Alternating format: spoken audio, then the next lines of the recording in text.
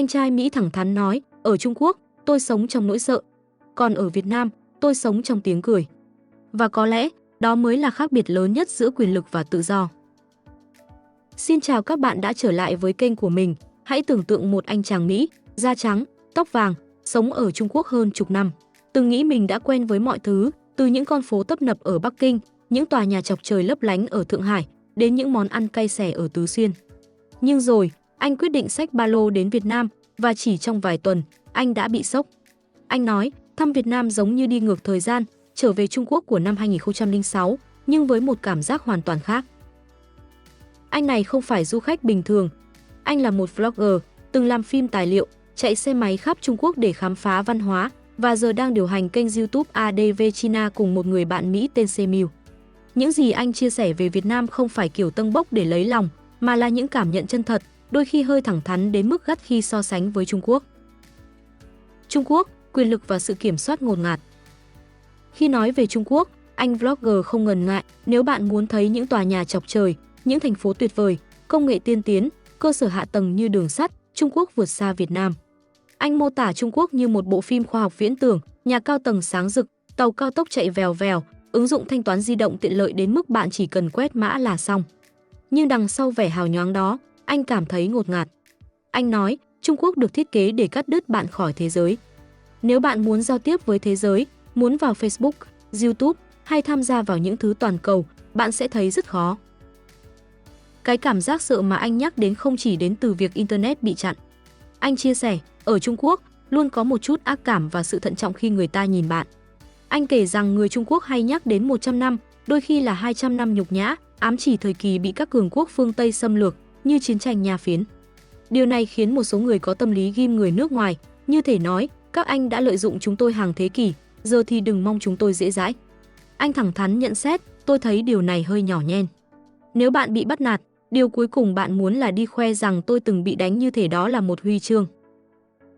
Anh còn kể thêm, ở Trung Quốc, dù trải nghiệm của tôi phần lớn là tích cực, nhưng luôn có một chút không khí nghi ngờ. Bạn cảm thấy như đang bị theo dõi, phải cẩn thận từng lời nói, từng hành động. Cái cảm giác sống trong nỗi sợ này, theo anh, là hệ quả của một hệ thống kiểm soát chặt chẽ, nơi quyền lực chi phối mọi khía cạnh của cuộc sống. Việt Nam, tiếng cười và sự tự do trong từng khoảnh khắc. Sang đến Việt Nam, anh chàng này hoàn toàn bị chinh phục. Anh kể, tôi cứ nghĩ, với lịch sử chiến tranh giữa Việt Nam và Mỹ, người Việt sẽ nhìn tôi, một gã da trắng, với ánh mắt không vui. Nhưng tôi đã nhầm hoàn toàn. Người Việt Nam cực kỳ thân thiện, cởi mở và chân thành.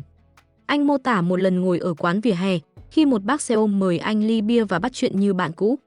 Anh nói, ở Việt Nam, tôi cảm thấy được chào đón, được là chính mình. Không ai nhìn tôi như một kẻ thù, chỉ có những nụ cười và sự chân thành.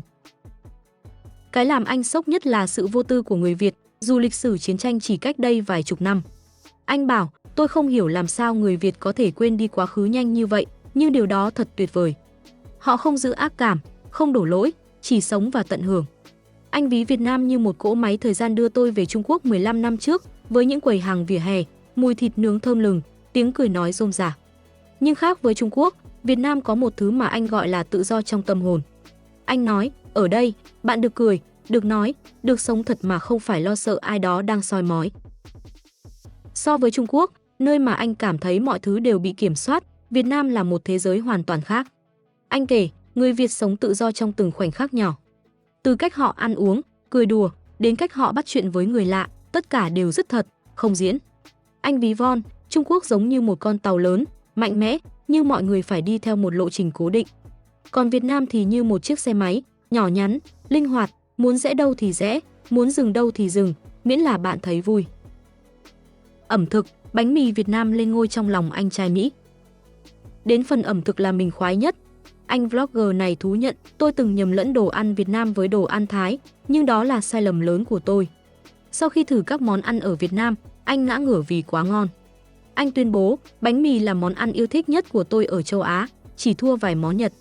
Anh kể về một lần ăn bánh mì ở một quán vỉa hè, vừa nhai vừa nghe cô bán hàng kể chuyện đời, cảm giác như đang sống trong một bộ phim, bình dị nhưng đầy chất thơ. Món bún chả cũng khiến anh mê mẩn. Anh nói, bún chả ở Việt Nam thật sự là một cú hit. Và bia Việt Nam thì ngon tuyệt vời, giá lại rẻ. Anh còn so sánh, ở Nhật, đồ ăn ngon nhưng đắt đỏ, ví tiền của bạn sẽ khóc thét. Còn ở Việt Nam, bạn ăn ngon mà túi tiền vẫn rủng rỉnh, trải nghiệm vì thế mà còn tuyệt hơn. Anh đặc biệt ấn tượng với sự ảnh hưởng của ẩm thực Pháp trong món bánh mì, tạo nên một sự kết hợp vừa lạ vừa quen. So với Trung Quốc thì sao? Anh bảo, tôi đã ăn khắp Trung Quốc, từ Tứ Xuyên cay xè đến dim sum Quảng Đông, và tôi yêu đồ ăn Trung Quốc. Nhưng vì ăn hoài nên tôi hơi ngán. Đồ ăn Việt Nam thì như một làn gió mới, làm tôi phấn khích. Anh ví, ẩm thực Việt Nam giống như một bài hát dân ca, mộc mạc nhưng đầy cảm xúc. Còn đồ ăn Trung Quốc thì như một bản giao hưởng, hoành tráng nhưng đôi khi hơi nặng nề. Không khí, Việt Nam lên dây cót, Trung Quốc giữ chặt ví. Anh vlogger này nhận xét, Việt Nam bây giờ giống như Trung Quốc cách đây 10 đến 15 năm, đầy năng lượng và triển vọng. Anh kể rằng ở Việt Nam, dù nhiều người còn nghèo, nhưng ai cũng lạc quan, tin rằng ngày mai sẽ tốt hơn. Anh nói, bạn có thể cảm nhận được sự phấn khởi trong không khí. Người dân, từ cô bán hàng rong đến anh nhân viên văn phòng, đều có ánh mắt sáng rực, kiểu tôi nghèo, nhưng tôi biết tương lai sẽ tốt hơn. Ngược lại, ở Trung Quốc, anh cảm nhận được sự bi quan. Anh bảo, người Trung Quốc đã đạt đến đỉnh cao, có tiền, có nhà cao tầng, nhưng giờ họ bắt đầu lo lắng. Chính phủ siết chặt quy định, thị trường chứng khoán lao dốc, lừa đảo tràn lan, làm mọi người trở nên thận trọng. Anh còn nhận xét, ở Trung Quốc, người ta có tâm lý kiêu ngạo, kiểu chúng tôi giỏi lắm, còn các anh thì không bằng. Nhưng đằng sau đó là sự bất an, sợ mất những gì đã có. Anh ví von, Trung Quốc giống như một người đã leo lên đỉnh núi, nhưng giờ phải lo giữ chặt để không rơi xuống. Còn Việt Nam thì như một người đang leo núi, mệt nhưng đầy hứng khởi, vì biết đỉnh núi đang ở phía trước. Cái năng lượng tích cực ở Việt Nam, theo anh, chính là điều làm anh cảm thấy được sống thật sau nhiều năm ở Trung Quốc. Và đó, các bạn ạ, là tất cả những gì anh chàng Mỹ kia đã nói sau hành trình ở Việt Nam, chân thành, thẳng thắn và có chút cay đắng. Nhưng thú vị nhất không phải câu chuyện của ảnh, mà là cách cư dân mạng phản ứng sau khi nghe xong. Tôi từng dạy tiếng Anh ở Trung Quốc 4 năm và tôi hiểu chính xác điều anh ấy nói. Ở đó, tôi luôn cảm thấy bị theo dõi, từ mạng xã hội đến cả cách mình cười với ai. Nhưng khi sang Việt Nam du lịch 3 tháng, tôi thấy yên bình một cách kỳ lạ. Không ai quan tâm bạn là ai, bạn làm gì, miễn là bạn cười thật lòng. Việt Nam có thứ mà Trung Quốc đã đánh mất, cái hồn của con người. Xem xong mà nổi da gà luôn. Tôi từng ngưỡng mộ Trung Quốc vì sự phát triển, nhưng giờ thì thấy đó chỉ là vẻ ngoài. Việt Nam mới thực sự giàu, giàu nhân văn, giàu cảm xúc, giàu lòng hiếu khách. Ở đó, bạn không cần VPN để nói thật, bạn chỉ cần một nụ cười là có thể kết nối cả thế giới. Tôi từng sống ở Trung Quốc gần 5 năm, và nếu ai chưa từng ở đó thì khó mà hiểu được cái cảm giác bị bóp nghẹt nó cụ thể đến mức nào. Mọi thứ đều được kiểm soát, tin tức, mạng xã hội, suy nghĩ, thậm chí cả cách bạn cười.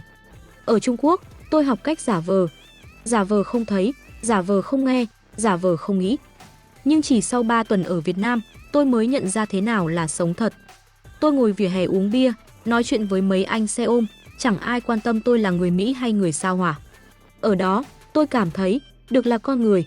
Trung Quốc có thể mạnh, nhưng Việt Nam có linh hồn. Và điều đó mới là thứ khiến một quốc gia đáng được tôn trọng. Người Trung Quốc thường khoe họ dạy cả thế giới cách làm việc chăm chỉ. Nhưng nếu chăm chỉ mà phải cúi đầu, thì đó không còn là nỗ lực, mà là nô lệ. Việt Nam thì khác, họ cũng làm việc chăm chỉ, nhưng họ tự chọn cách sống của mình. Tôi thấy sự tự tin trong từng nụ cười, trong từng lời xin chào của người Việt. Một quốc gia từng bị bom đạn cày nát, mà giờ vẫn có thể mỉm cười, mở lòng với cả những người từng là kẻ thù, đó là sức mạnh thật sự. Trong khi Trung Quốc vẫn còn mắc kẹt trong ám ảnh ai dám xúc phạm ta, thì Việt Nam đã vượt lên bằng sự tử tế. Đó là sự khác biệt giữa quyền lực và tầm vóc. Tôi không ghét Trung Quốc, nhưng phải nói thật, đó là nơi giết chết cảm xúc của con người. Mọi thứ đều sạch, đều hiệu quả, nhưng không có hồn. Tôi từng gọi đó là đất nước của những khuôn mặt vô cảm cười trước camera. Khi xem anh chàng này nói ở Việt Nam tôi sống trong tiếng cười, tôi hiểu ngay anh ấy muốn nói gì. Ở Việt Nam, bạn nghe tiếng còi xe, tiếng cười trẻ con, tiếng người bán hàng rong rao to, và đó là âm thanh của cuộc sống thật. Không phải do chính phủ dàn dựng, không phải để quảng bá. Nó là hơi thở thật của một dân tộc từng chịu đựng và vẫn chọn mỉm cười. Thật lòng, tôi thấy Việt Nam là nước duy nhất ở châu Á mà phát triển vẫn đi cùng nhân tính. Tôi từng tin Trung Quốc là tương lai của thế giới, rồi tôi đến Việt Nam. Và tôi nhận ra, tương lai mà không có tự do thì chỉ là một nhà tù sáng bóng. Việt Nam nhỏ hơn, nghèo hơn, nhưng ở đó, người dân sống vui thật. Không ai sợ nói chuyện, không ai sợ bị quay lén, không ai sợ cười sai lúc. Mọi người sống như thể mỗi ngày là một món quà. Ở Trung Quốc, tôi thấy những khuôn mặt đeo khẩu trang vì bụi, còn ở Việt Nam, tôi thấy những nụ cười sau ly cà phê sữa đá. Có thể Việt Nam chưa hoàn hảo, nhưng chí ít, họ thật. Và ở thời đại này, thật đã là một điều xa xỉ. Cái anh này nói đúng tới từng chữ. Trung Quốc khiến bạn choáng ngợp, Việt Nam khiến bạn xúc động.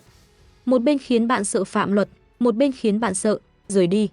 Tôi từng ở Bắc Kinh 2 năm và mỗi lần ra ngoài tôi luôn có cảm giác bị soi, camera khắp nơi, người dân nói chuyện với nhau bằng những câu dập khuôn. Nhưng khi sang Việt Nam, tôi như được tháo xiềng. Người Việt không cần tỏ ra vĩ đại, họ chỉ cần sống tử tế và điều đó khiến họ trở nên vĩ đại thật sự. Nói thẳng nhé, Trung Quốc có thể thống trị thế giới bằng hàng hóa, nhưng Việt Nam đang chinh phục trái tim cả thế giới bằng nhân cách. Ở Trung Quốc, họ dạy bạn cách im lặng. Ở Việt Nam, họ dạy bạn cách cười.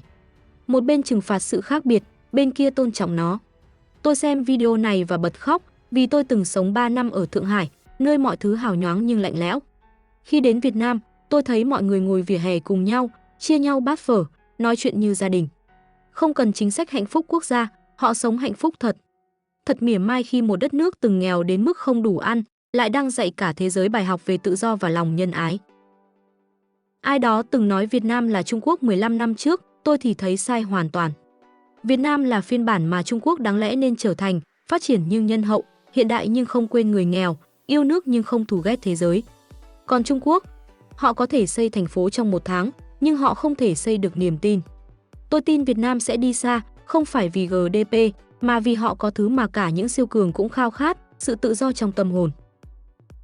Các bạn thân mến, và có lẽ đó mới chính là câu trả lời sâu nhất cho mọi so sánh mà anh chàng Mỹ kia từng nói, Việt Nam không phải bản sao của bất kỳ ai mà là bản gốc của chính mình. Ở Trung Quốc, người ta sống giữa những tòa nhà cao tầng, công nghệ hiện đại, luật lệ chằng chịt, nhưng trong mắt anh, đó là một thế giới không có tiếng cười thật. Còn ở Việt Nam, mọi thứ đều giản dị hơn, một quán cà phê vỉa hè, một ly bia hơi, một lời chào thân mật, nhưng lại đủ để khiến một người từng sống giữa siêu đô thị thấy lòng mình được giải thoát.